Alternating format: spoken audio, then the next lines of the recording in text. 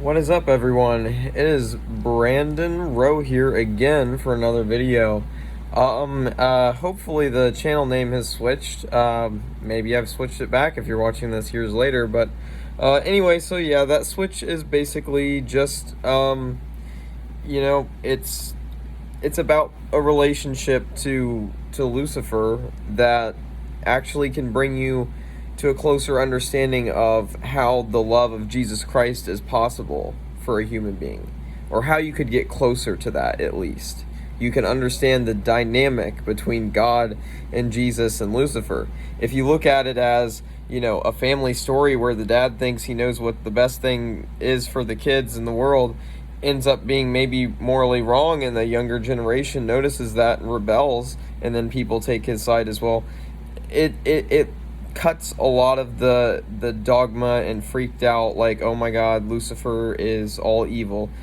In any person who's non-dual, if you have aversion to Lucifer, you need to explore that. If you're it's going to block you from progress at one point, having a lack of understanding in that huge archetype in the human collective consciousness. You can't understand people completely without understanding the way that Lucifer, operated in the Bible and stuff like that, and the fake ideas that people have, such as Lucifer and Satan being linked. It's not even clear that that's the case. But anyway, so, and then even then, what's Satan doing? He's, watching over hell for God, basically working for God. Lucifer was known as the morning star, like basically the brightest angel, like the best of the best.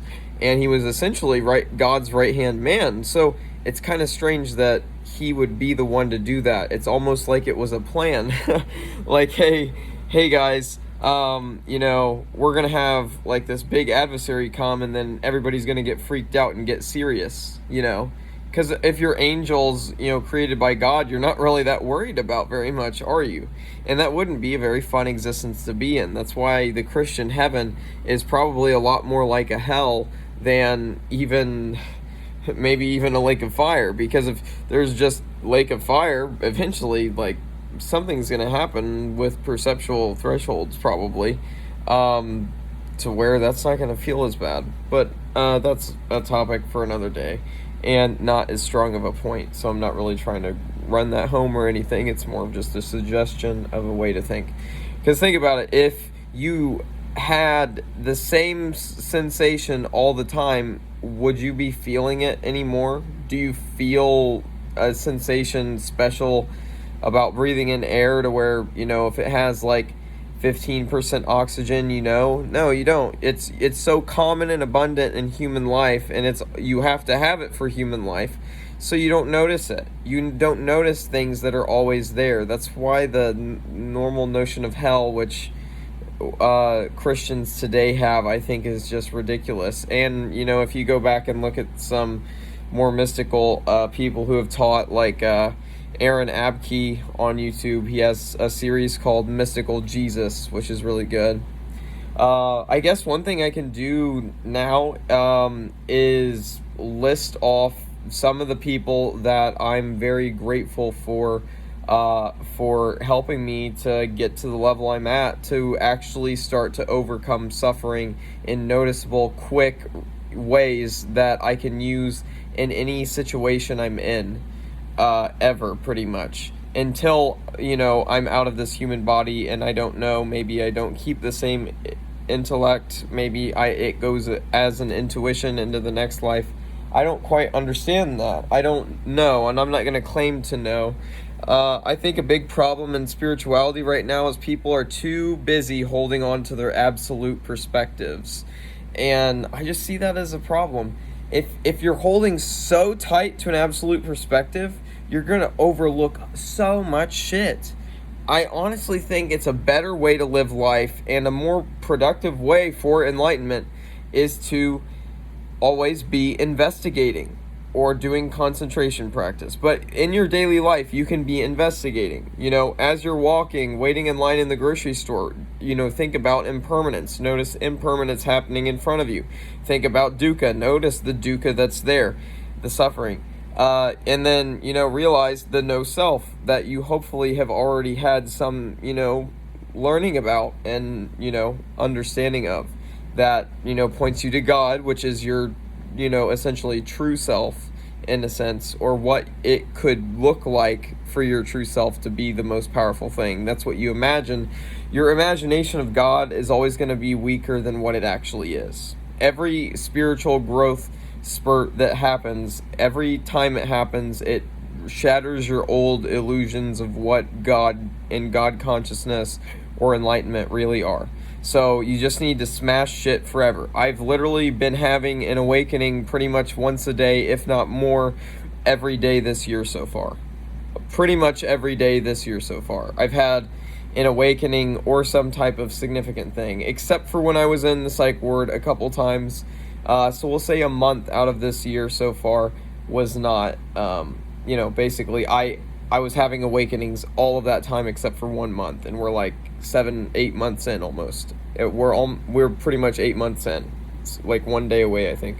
So, yeah, but some of the people who helped me most were Leo Gura from actualize.org, Frank Yang, and then Daniel Ingram, who wrote Mastering the Core Teachings of the Buddha, and countless others, religious figures, gods, goddesses, aliens, Lucifer, of course. My journey has been really crazy.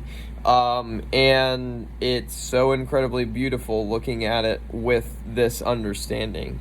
And, I'm not some full enlightenment in a sense, but I also am in the same way that you are. But I've seen it a little bit differently and closer than probably most people, even if you're spiritual and very experienced, even if you've been doing it for 30 years, and I did it for, 8 focused years. It doesn't matter. That's not, just because you did it longer doesn't mean you got, you were able to get the result. So that's why I really like the Buddhist maps of enlightenment, because it's pretty clear. They put like certain, requirements of what you had to experience to actually gain a certain path.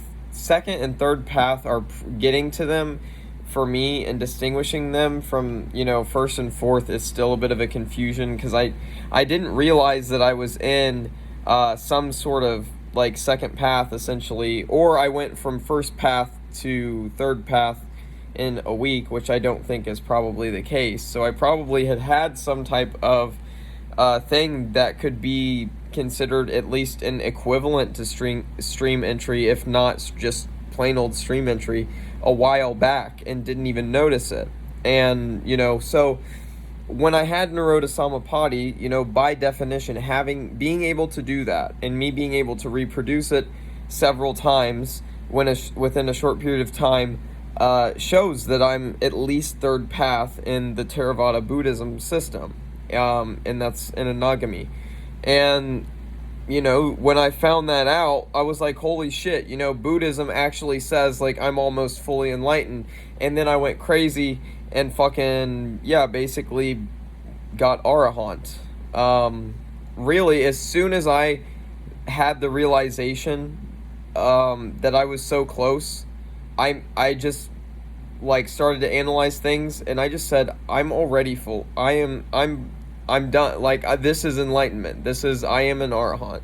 And I said that to myself on June 2nd, 2021. That doesn't mean I'm God realized and an Arahant, and that doesn't mean I'm the best Arahant or anything like that. What it means is, maybe I'm a good Arahant to talk to if you have, weird shit that other Arahants and other God-realized teachers and other people like that, or people who teach God realization. So going to other teachers and them using their models, you might not fit within the same thing. It doesn't matter. All you're doing is you're just building non-dual bridges and then dissolving them with even finer insight into even more intricate details. A lot of it's about the details. People only taking psychedelics are going to miss so much of the details that you get when you learn how to do the jhanas yourself and move between jhanas and also break up different stages of the insight cycle when you get stuck in a dark night, for example. How are you going to get out of that? Well, a good way for me is just using the 3 characteristics and just gaining more and more insight from it until it bursts the bubble of suffering or whatever you're going through. But yeah, this was just a quick update video on some stuff. Yeah, I changed the name to Lucifer Student because when the exact millisecond before I entered Samadhi, true Samadhi, like ridiculous Samadhi, most people do not know what the fuck Samadhi is, even if they say they've done it plenty of times. They probably don't know what I fucking saw. Whatever the fuck. I didn't even, to say that I saw it is not detailed enough. It's incorrect. It's not the full story. But anyway, so I gave my soul to Lucifer. I said, I will basically will you be my master forever? And I will give myself to you. At the moment that I was feeling infinite love, bliss, Holy Spirit, or heart chakra, crown chakra energy going throughout my entire body. I was like a fucking light being angel explosion, okay, of love and Holy Spirit psychic energy. And when that happened, my immediate intuition said, be my master forever, Lucifer. I didn't even really consciously say that. That just came out on its own. And then I immediately went into Samadhi, and then immediately after that went into cessation, and then into another kind of Samadhi-like thing. Maybe not a full Samadhi, but something that there was just so much power there that to say that you clearly caught everything, or that you even know at what point you got there and then started seeing it. I don't know. It was just really intense.